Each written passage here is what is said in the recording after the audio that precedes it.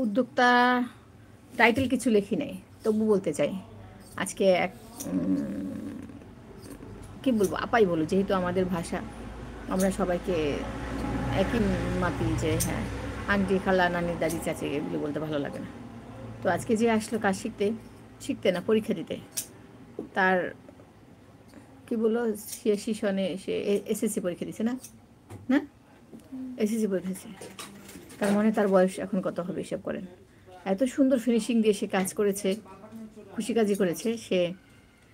লাচ্ছি সুতা দিয়ে, লাচ্ছি সুতা 3 গুণ নিয়ে তারপর কাজ করেছে। লাচ্ছি সুতাটা আমি বলি চলে না, লাচ্ছি সুতাটায় কাজ করলে এই কাজটা যেরকম একদম স্ট্রং বসে থাকে, ওটা স্ট্রং বসে থাকে, এরকম ধোয় যখন ঘষা দেয় ওটা কিন্তু নষ্ট হয়ে যায়।